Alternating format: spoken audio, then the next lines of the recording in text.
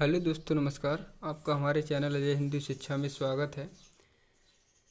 जैसा कि हम यूपी बोर्ड क्लास 10th विज्ञान 2020 के पेपर का हल देख रहे थे। पिछले वीडियो में हमने खंड का के तीसरे प्रश्न तक हल किए। उसका आज जो खा है, उसके जो अगले के प्रश्न हैं खा चार, मतलब पूरा आज हम जो का खंड है वो फिनिश कर देंगे। तो आइए वीडियो को स्टार्ट करते हैं, लास्ट तक देखिएगा। तो इसमें न्यूमेरिकल है खा तीसरे का कि एक तार के सिरों का विभवांतर 1.5 वोल्ट है। उसमें धारा प्रवाहित होने से 20 सेकंड में 15 जूल ऊर्जा प्राप्त होती है। तार में प्रवाहित धारा की गणना कीजिए। तो यहाँ पर इन बिंदुओं पर अंडरलाइन आपको करना है, विशेष ध्यान रखना है। तो कैसे करेंगे आइए देखते हैं इसको।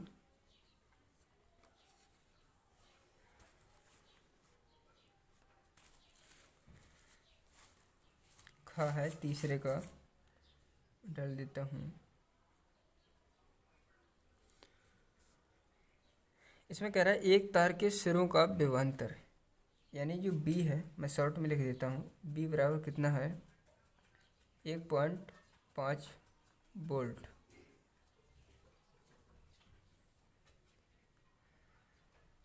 उसके बाद उसमें धारा प्रवाहित होने से 20 सेकंड में 15 जूल ऊर्जा, पहले 20 सेकंड यहाँ तक पढ़ेंगे। यानी जो समय हमें दिया गया है, मैं लिख देता हूँ। अच्छा, समय टी मान लेते हैं, टी से शो करेंगे। समय बराबर हमें 20 सेकंड दिया गया है, मैंने शॉर्ट में लिख दिया। चलो आप वहाँ पूरा लिखना है, यहाँ मैं यहाँ आपको लिख कर दिखा दे रहा हूँ, लेकिन वहाँ शॉर्ट में नहीं लिखना है, आपको पूरा लिखना है। उसके बाद आगे कह रहा है कि 15 जूल ऊर्जा प्राप्त होती है। तो ऊर्जा है जो एनर्जी या डब्लू, कुछ भी आप लिख सकते हैं। मैं यहाँ डब्लू लिख रहा हूँ, 15 जूल है। ऊर्जा कार्य इनका जो मात्रक है वह जूल होता है। तो 15 जूल है। इसमें कह रहा है कि तार में प्रवाहित धारा की गणना कीजिए। यानी जो धारा है आई,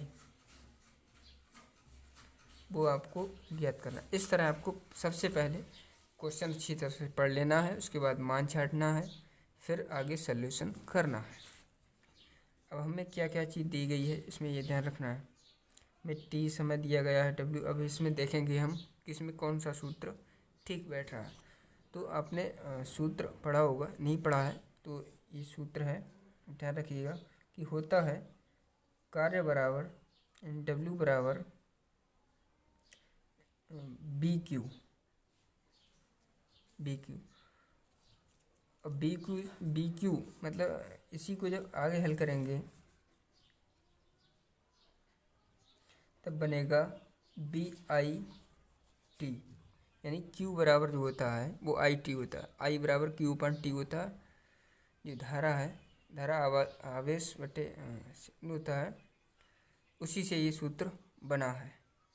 आवेश बटे समय, आवेश प्रवाह की दर को धारा कहते हैं। तो उसी से ये सूत्र बना है क्यू बराबर आई टी। तो यहाँ पर हमने क्यू की जगह बी आई टी, तो इसी फार्मूले का हम प्रयोग करेंगे। तो किस तरह करना है, हमें दिया क्या गया है, डब्ल्यू दिया गया है। डब्ल्यू कितना है 15 है, मान आपको रखना है। उसके बाद इधर बी हमें कितनी दी हुई है 1.5 वोल्ट। उसके बाद आई हमें निकालनी है, फाइंड करनी है, तो गुणे आई हम रख देंगे।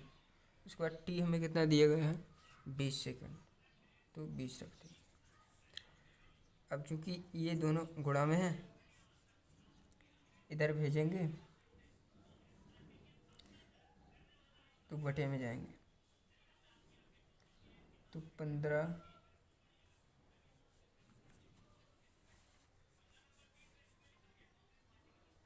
बटे 1.5 इंटू 20 बराबर आई। अब पॉइंट काटा, ऊपर 0 बढ़ा दिया, एक 0 से एक 0 कट गया। उसके बाद 15 से 15 कट गया, ये आया, कितना आया, ये लिख देते हैं यहाँ पर। आई बराबर मतलब धारा बराबर कितनी हो गई, 1/2, यानी कि 0.5। जब हम इससे भाग देंगे तो 0.5 एम्पियर।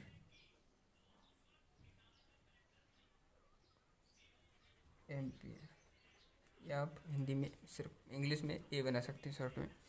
इतना उत्तर आएगा आपको। इसको चौकठे में बंद कर देना जिससे कि आपको स्पष्ट एग्जामिनर को दिखाई दे। इस तरह या और कलर से भी आप लिख सकते हैं इसका उत्तर। तो अब हम ये 4 नंबर का क्वेश्चन है। अब हम अथवा में जो क्वेश्चन दिया गया है, यदि आप ये नहीं कर सकते हैं तो आप ये करिएगा।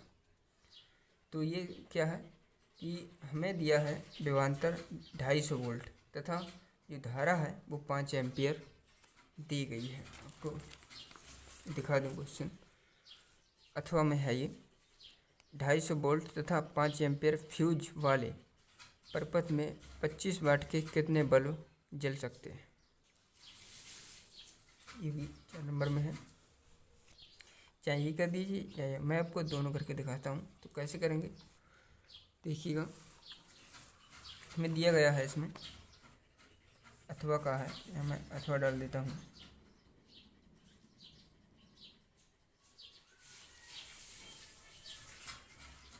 ढाई 250 वोल्ट यानी जो विभवांतर मैं लिख देता हूँ हिंदी में, विभवांतर यानी बी कितना है हमारे पास,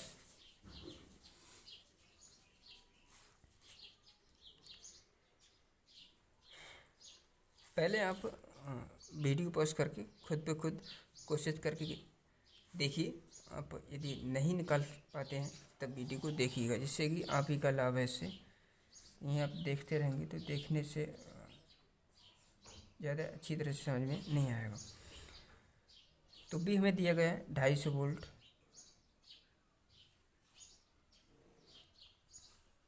यहाँ मात्रक जरूर लिखना है, इस बात का विशेष आपको ध्यान रखना है, मात्रक नहीं बोलना है, इसके नंबर कट जाते हैं। और हमें दिया है जो धारा है,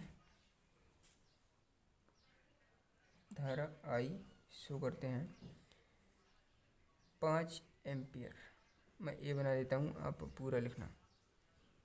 5 एम्पियर मैंने शॉर्ट में ए बना दिया है।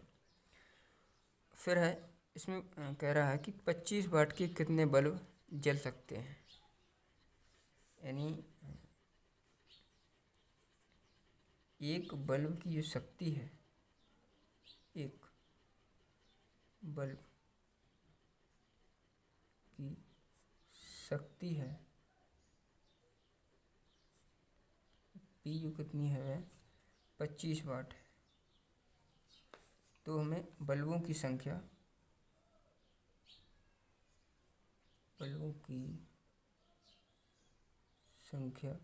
बतानी है, यानी एन हमें बताना है। ये क्वेश्चन मार्क इस तरह आपको पहले मान छाट लेना है।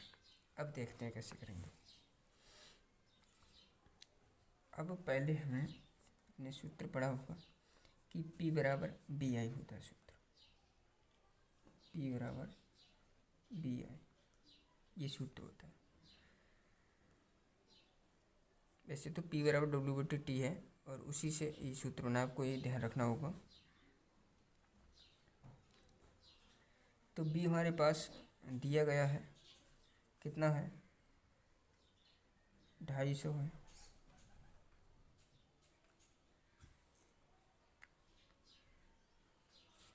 और आई जो कितनी दी गई है वो है 5 एम्पीयर। ठीक है, इस तरह आप गुणा करेंगे जब, तो 25 पंजे 125, 1200 वाट आ गई। इधर लिख देता हूँ P बराबर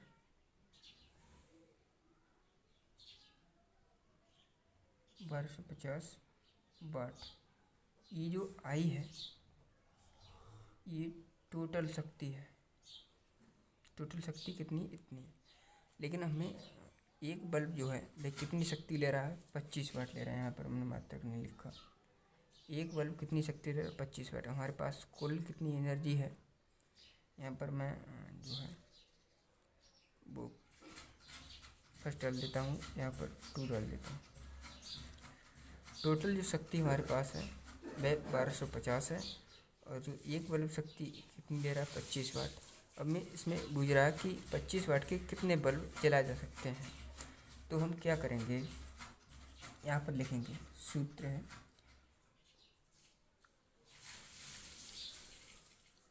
बल्बों की संख्या तो n बराबर कुल शक्ति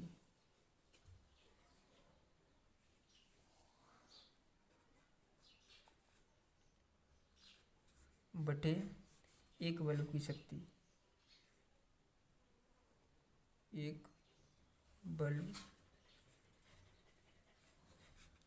बल्ब की शक्ति, ये फार्मूला आप लिख देंगे और मान फीड कर देंगे। कुल शक्ति हमने P2 से शो करी है तो P2 आप लिख सकते हैं, और हमने जो एक बल्ब की शक्ति है इसको P1 से शो किया है तो आप P1 लिख सकते हैं। उसके बाद मान सेट कर दीजिएगा। ये कुल शक्ति हमारे पास कितनी अभी हमने निकाली है, P2 कितना है? 1250,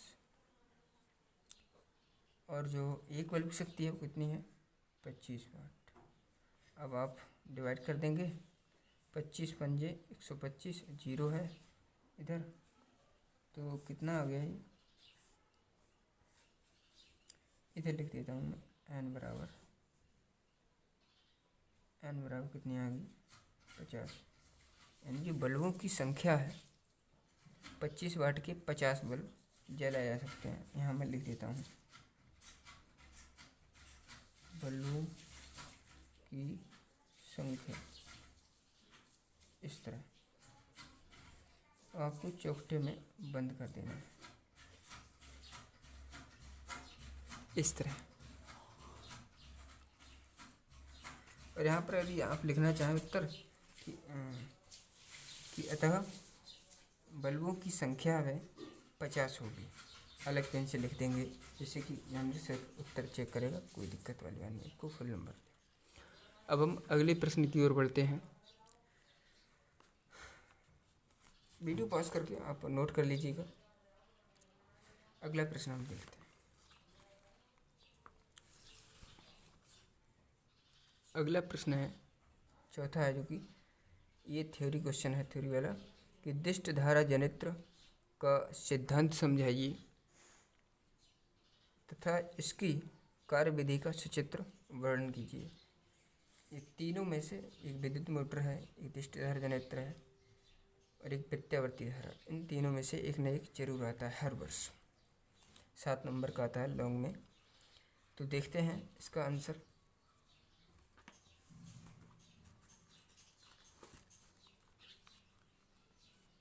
ये है दिष्ट धारा जनित्र,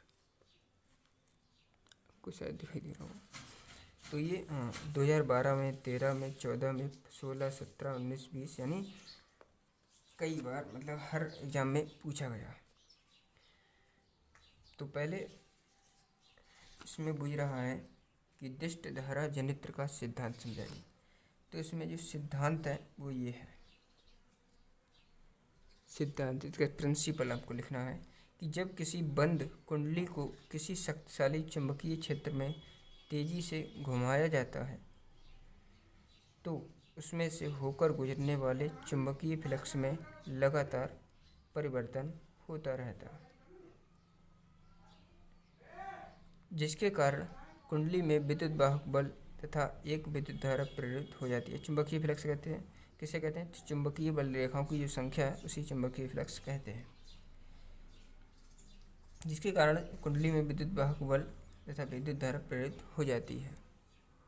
अब कुंडली को घुमाने में किया गया कार्य ही कुंडली में विद्युत ऊर्जा के रूप में परिणत हो जाता है। आगे इसमें बुझ रहा है, दिखा दूँ मैं कि इसकी कार्य विधि का सचित्र वर्णन कीजिए। अब इसको कई बच्चे क्या करते हैं, रट लेते हैं इसका आंसर और सभी लिख देते हैं, जिससे कि नंबर तो आपको उतना ही मिलना है, फालतू लिखेंगे तो क्या फ़ायदा, अपना टाइम वेस्ट करेंगे। तो सर आपको प्रिंसिपल लिखना है, सिद्धांत लिखना है, और इसमें बुझ रहा है कि इसकी कार्य विधि का सचित्र वर्णन कीजिए। तो हम इसकी कार्य विधि देखते हैं। ये तो इसके प्रकार हो गए संरचना। कार्य विधि इधर दी गई।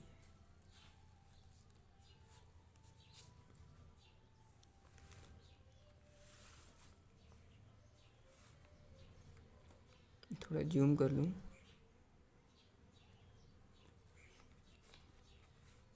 ये है कार्य विधि। जब आर्मेचर कुंडली ABCD को दक्षिणावर्त दिशा में घुमाया जाता है, मतलब दाईं ओर घुमाया जाता है, तो कुंडली में विद्युत चुंबकीय प्रेरण के कारण प्रेरित विद्युत वाहक बल प्रेरित हो जाता है तथा विद्युत धारा प्रवाहित होने लगती है। विद्युत चुंबकीय प्रेरण के कारण ही जब विद्युत वाहक बल प्रेरित हो जाता है तो जाहिर सी बात है कि विद्युत धारा प्रवाहित होने लगेगी। कुंडली के पहले आधे चक्कर में कुंडली में प्रेरित विद्युत वाहक बल शून्य से बढ़कर अधिकतम हो जाता है। यानी जब पहला आधा चक्कर लगता है, पहला आधा चक्कर लगता है तो कुंडली में प्रेरित विद्युत वाहक बल शून्य से बढ़कर अधिकतम हो जाता है। इस ध्यान देना इस पॉइंट पर। और तथा पुनः घटकर शून्य हो जाता है, यानी पहले शून्य से बढ़कर अधिकतम होता है, फिर पुनः घटकर शून्य हो जाता है। इसी तरह दूसरे आधे चक्कर में विद्युत वाहक बल शून्य से बढ़कर अधिकतम हो जाता है, फिर वही मतलब प्रक्रिया है, तथा पुनः घटकर शून्य हो जाता है। इस प्रकार आर्मेचर कुंडली के एक पूरे चक्कर में विद्युत वाहक बल 2 बार विपरीत दिशाओं में अधिकतम होता है तथा 2 बार शून्य होता है। इस पर ध्यान दे रहा है। इस प्रकार आर्मेचर कुंडली एक पूरे चक्कर में, यानी आधा चक्कर पहली बार लग गया, दूसरा चक्कर मतलब आधी बार लग गया, इस प्रकार पूरे चक्कर में विद्युत वाहक बल 2 बार विपरीत दिशा में अधिकतम होता है, जैसे कि हमने अभी पढ़ा था, 2 बार शून्य होता है। सही है। प्रत्येक चक्कर में यही प्रक्रिया दोहराई जाती है। सही है। चूँकि प्रत्येक आधे चक्कर के पश्चात जो आधा चक्कर लगता है, विभक्त वलय के भाग आपस में वृषों को बदल देते हैं। अच्छा, विभक्त वलय है, उसके भाग हैं, वो वृषों का बदल देते हैं। मैं आपको अभी चित्र के माध्यम से समझाऊंगा, जिससे आप अच्छी तरह से समझ जाएंगे। इस कारण बाह्य प्रपथ में धारा सदैव एक ही दिशा में तथा ब्रश N से ब्रश M की ओर प्रवाहित होती है। मैं आपको चित्र से समझाता हूँ, आप अच्छी तरह से समझ जाएंगे। ये हमें चुंबक दिया, ये N ध्रुव है, ये S ध्रुव है, नॉर्थ और साउथ, उत्तर दक्षिण। उसके बाद ये कुंडली लगी हुई है, इनके बीच चुंबक के बीच, और ये जो हैं ये ब्रश हैं काले काले दोनों, और ये विभक्त वलय हैं जो आप गोल देख रहे हैं, ये पृथक हैं एक दूसरे से। तो जो ब्रश हैं ये मतलब इनसे टच रहते हैं, स्पर्श करते रहते हैं हमेशा। जब आधा चक्कर, जैसे अभी बीच में इनकी जगह है, जब ये आधा चक्कर हो जाएगा बीच में तो यहाँ पर तो इनसे अलग हो जाते हैं। इससे क्या होता है, जो धारा है N से S की ओर, यानी ऐसे ऐसे घूमती रहती है, इस दिशा में घूमती है, जैसे कि इस चिन्ह के द्वारा दर्शाया गया, इस दिशा में। अब धारा जो है ये बाह्य प्रपथ है, प्रपथ ये P और Q मतलब विभक्त बल है, ये M N ये ब्रश हैं कार्बन के, ये विभक्त बल है। ये आर्मेचर कुंडली है, ये धारा मतलब यहाँ से गई, यहाँ से होती हुई और कुंडली में पुनः यहाँ से वापस आ गई है। तो इस तरह आपको लिख देना है डायग्राम बना करके, सिर्फ कार्यविधि और सिद्धांत लिखना है, फालतू ये प्रकार और नहीं लिखना है। तो अब हम अगले प्रश्न की ओर बढ़ते हैं।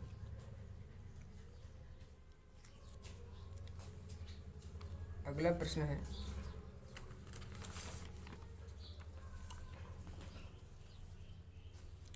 दो बल्बों जिनमें एक पर 100 वाट 220 वोल्ट तथा दूसरे पर 60 वाट 220 वोल्ट लिखा है।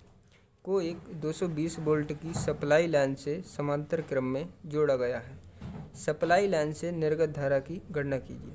तो इसमें दो बल्ब दिए गए हैं, जिनमें पहले पर जो शक्ति है वह 100 वाट है और जो विभवांतर है वो 220 वोल्ट है, तथा दूसरे बल्ब पर जो शक्ति है वो 60 वाट है और जो विभवांतर है वो 220 वोल्ट है।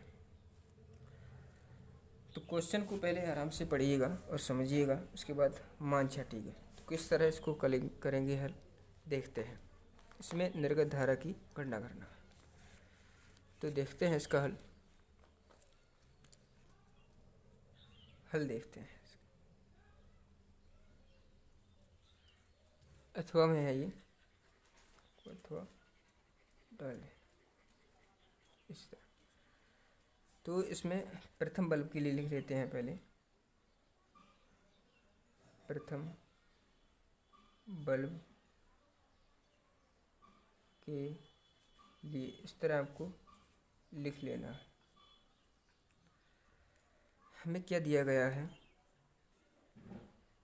P1 शक्ति 2 है, तो P1 हमने मान लिया पहली शक्ति को 100 वाट।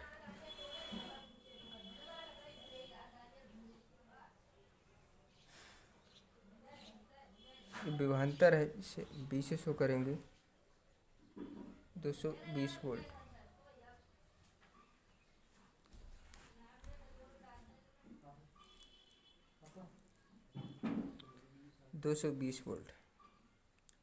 अब इसे हमें R की आवश्यकता होगी, प्रतिरोध की, क्योंकि समांतर क्रम में प्रतिरोधों को जोड़ा गया है।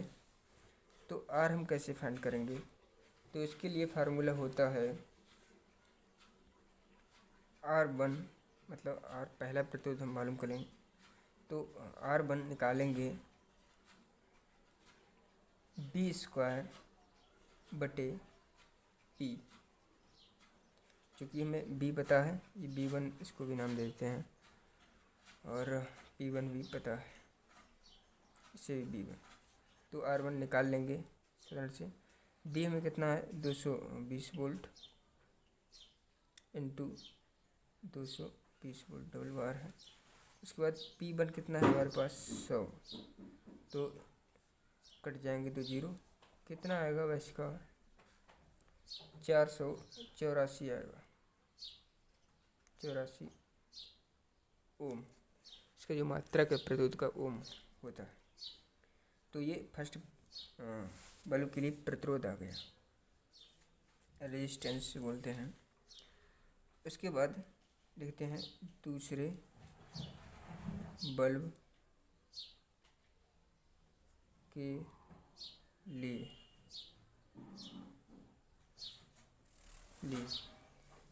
उसमें क्या हमें P2 कितना दिया गया है 60 वाट, और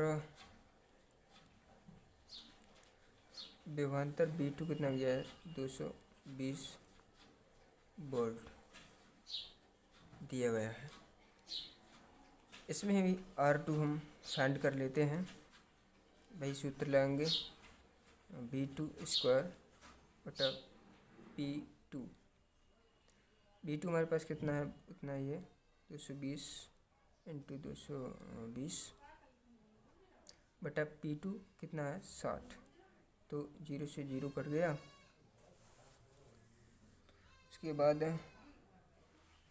2 3 6 और 2 1 2 11 दूनी 22। अब इनकी जो गुणा आएगी, गुणा कर लेते हैं।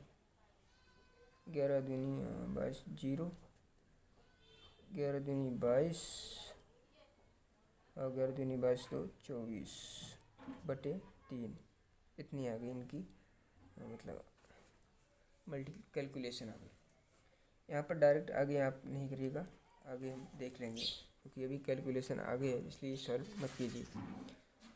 तो अब हम इसमें कह रहा है कि इनको समांतर क्रम में जोड़ा गया है, तो अब हम इनको समांतर क्रम में जोड़ देते हैं दोनों प्रतिरोधों को। इससे हम तुल्य प्रतिरोध निकालेंगे। तो यहाँ पर लिखेंगे तुल्य प्रतिरोध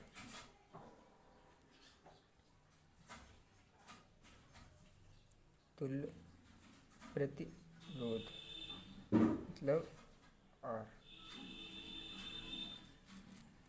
इस तरह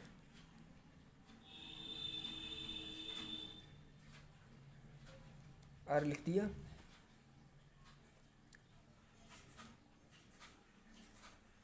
आपको फार्मूला पता होगा, ये समांतर में होते हैं तो इनका जो फार्मूला है वो R1 प्लस R2, जितने भी प्रतिरोध हैं सबको समांतर में इस तरह जोड़ देना है। तो मैं हमारे पास 1/R इधर लिखना है। R1 की वैल्यू कितनी है हमारे पास, अभी हमने निकाली 484, यहाँ पर सॉरी 1/84 होगा, यहाँ पर लिख देता हूँ 1/84 प्लस 1/, इधर 24/1/24 तो 3। इस तरह जब आप इसको ऊपर ले जाएंगे तो ये 3 ऊपर पहुंच जाएगा। यहाँ पर ऐसे लिखेंगे सुटेबल तरीके से 1/84 484 प्लस ये 3 ऊपर गुणा करेंगे, पलटेंगे इसको तो आ जाएगा 3/2420, इतना आ जाएगा। अब इनका एलसीएम लेने में अगर आपको दिक्कत आ रही है तो इनकी गुणा कर दीजिए, इनकी। तो कैसे करेंगे देखिए,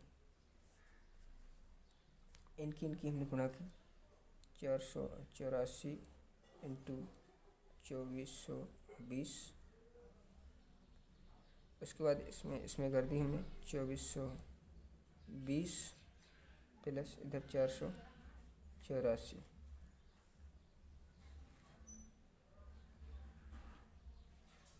इधर चूँकि 3 है, 3 भी इधर गुणा कर देते हैं। अब आगे क्या कैलकुलेशन आती है,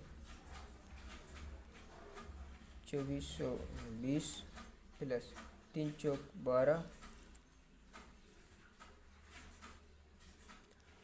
3 चौक 12, 3 अट्ठो 24, 1 25, 3 चौक 12 दे 14 बटा, इनको हम ऐसे ही रखेंगे क्योंकि आगे ये कटेंगे। सबसे लास्ट में आप कैलकुलेशन मतलब भाग करिएगा। अब इनको जोड़िएगा, कितना आता है इनका जोड़, 1/R बराबर 2 2 5 2 7 4 4 8 2 1 3 लगाया 3872 बटे ये मतलब है 484 इंटू 2420। अब इनको और हल करते हैं तो काटते हैं सीधे, 2 से काटते हैं तो 2 दूनी 4, 2 चौक 8, 2 दूनी 4। इधर काटते हैं 2 1 2, 2 में 18, 2 3 6, 2 6 12, इधर काट लिया। इसके बाद हम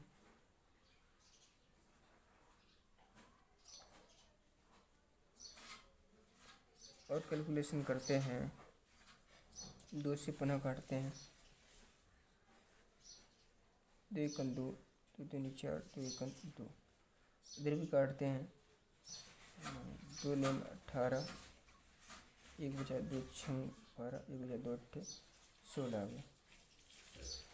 इसी तरह काटने पर हमें कितना प्राप्त होता है,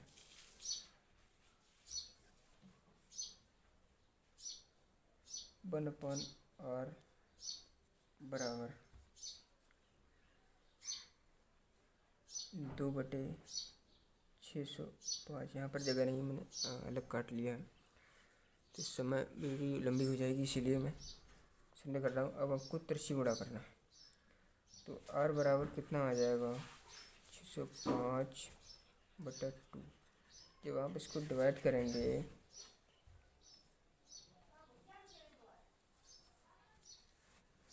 अभी डिवाइड मत करो क्योंकि अभी सॉल्यूशन भी हमें निर्गत धारा निकालनी है टोटल। तो मैं टोटल आर पता लग गया, इतना हो गया। अभी धारा हम आसानी से निकाल सकते हैं। बी बराबर क्या होता है, आपने पढ़ा होगा, बी बराबर आई आर, ये फार्मूला होता है। आई निकालना है हमें, तो आई बराबर क्या हो जाएगा, बी अपॉन आर। चूँकि बी हमें पता है कितना है, 220 वोल्ट है, और आर है अभी हमने निकाला 605, ये बटे में 2 है, उधर ऊपर गुणा में चले जाएंगे 2। अब इनको काटें,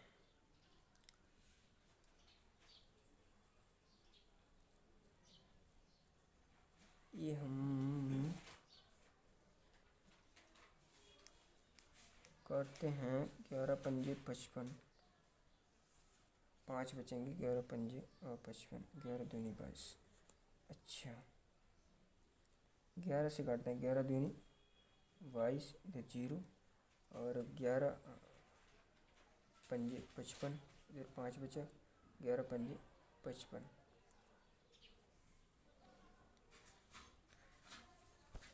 उसके बाद 5 से काटते हैं, 11 पंजे 55 और 5 चौक 20, 4 दूनी 8, कितना आया, 8 बटे 11 आया, आपको दिखाई दे रहा होगा। यदि आप 11 से यदि 8 को डिवाइड करेंगे तो आपके पास जो आएगा आंसर वो 0.73 आएगा एम्पियर। इधर आपको लिख देना है धारा, टोटल जो धारा है, कुल धारा है, निर्गत धारा है, लिख देंगे आई, वो कितनी हो जाएगी, 0.73 एम्पियर। या आप हिंदी में भी लिख सकते हैं इस तरह। इस तरह आपको जो कैलकुलेशन है वो लंबी पड़ रही है, देखिए कहाँ से कहाँ तक, लेकिन मैं आपको एक शॉर्ट तरीका बताता हूँ जिससे आप थोड़ी देर में इसका आंसर प्राप्त कर सकते हैं। तो देखते हैं सेकंड मेथड, ये फर्स्ट था, जो सेकंड मेथड देखते हैं। तो क्या है, आपको इसमें एक चीज़ का ध्यान रखना होगा। इसमें कह रहा है कि P1, तो हम लिख लेते हैं P1 जो है हमारे पास कितनी है, 100 वाट, और जो B1 है वो हमारे पास कितनी है, 220 वोल्ट, और जो P2 है वो हमारे पास कितनी है, 60 वाट। जो B2 है हमारे पास कितनी है, 220 वोल्ट। अब इसमें एक बात का ध्यान रखना है, कुछ शायद पता भी होगा कि जो P है वो व्युत्क्रमानुपाती होती है 1/R के। इसका मतलब क्या होता है, जो R होता है वो P के व्युत्क्रमानुपाती होता है, और जो P है वो 1/R के व्युत्क्रमानुपाती होता है। मतलब P बढ़ेगा तो R घटेगा, यदि और R घटेगा तो P बढ़ेगा, उल्टा होता है एक दूसरे का। क्योंकि यहाँ पर लिख देना ब्रैकेट में साइड से आपको, जिससे एग्जामिनर समझ जाएगा। इसका मतलब क्या है, मतलब इसमें कह रहा है कि समांतर क्रम में जोड़ा है। यदि क्वेश्चन में कहे समांतर क्रम में, तो आपको जो शक्तियाँ हैं इनको श्रेणी क्रम में जोड़ना है। यदि कहे श्रेणी क्रम में जोड़ा गया है तो आपको शक्तियों को समांतर क्रम में जोड़ना है। इस बात का ध्यान रखना है, चाहे आप नोट में लिख लीजिएगा इस पॉइंट को। तो हम देखते हैं कैसे करेंगे। तो टोटल P हम निकाल लेंगे, P1 प्लस P2। P1 हमारे पास कितना है, 100 है, प्लस P2 कितना है, 60 है। ब्रैकेट में मात्रा का लिखते जाइए।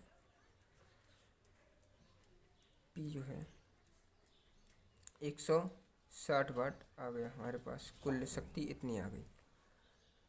और बी तो हमारे पास है ही, टोटल बी कितने हैं 220 वोल्ट है। अब हमें सूत्र पता है, इसमें निर्गत धारा निकालनी है, तो सूत्र आपको पता होगा कि P बराबर बी आई होता है। इससे आई निकालनी है तो आई इधर भेज देंगे, मतलब P है P अपान बी बराबर आई, या आई बराबर P अपान बी। तो P हमारे पास कितनी है 220 वोल्ट। P जो है बोलिए यहाँ पर लिख देता हूँ, 220 नहीं है 160 है। P हमारे पास अभी निकाला 160 वाट है, और जो B है वो 220। तो 0 से 0 कट गया, यदि 2 से डिवाइड करूँ तो 11 दूनी 22 और 2 अट्ठे 16, देखो उतना ही आ गया, 8/11 8/11 आ गया। यदि आप इसको डिवाइड करेंगे तो 0.73 आएगा, जितना कि अभी आया 0.73 आया, उतना ही इधर आया 0.73। तो ये मतलब इतने में आ गया क्वेश्चन इसका आंसर। और ये देखो कितना लंबा है। सिर्फ इनमें इसी बात को नोट करना है कि यदि मतलब इसमें प्रतिरोध कहे कि समांतर में जोड़ो, तो आपको शक्तियों को श्रेणी क्रम में जोड़ना है। श्रेणी क्रम में प्रतिरोधों को जोड़े तो P को आप समांतर क्रम में जोड़ना है, विपरीत जोड़ना है, क्योंकि P प्रोपोर्शनल बराबर R होता है, P R के व्युत्क्रमानुपाती होता है। तो आप चाहें ये कर लीजिएगा, ये जो आपको सुटेबल लगे वो कर सकते हैं। मैंने आपको दोनों तरीके बता दिए। तो अब हम अगले जो खाखंड है इसमें की केमिस्ट्री है वो हम अगली वीडियो में देखेंगे, क्योंकि वीडियो लंबा हो गया है। तो तब तक आप इतने की तैयारी कीजिए, और यदि आपके मन में कोई प्रश्न हो तो कमेंट में लिखिएगा, मैं उसका जवाब देने की पूरी कोशिश करूँगा। और हाँ, यदि आपको वीडियो पसंद आई है तो वीडियो को लाइक करें और चैनल को सब्सक्राइब करें, और अपने दोस्तों के साथ शेयर करना ना भूलें, जिससे कि वो भी इसका लाभ उठा सकें। तो हम मिलते हैं अगली वीडियो में। Thanks for watching this video.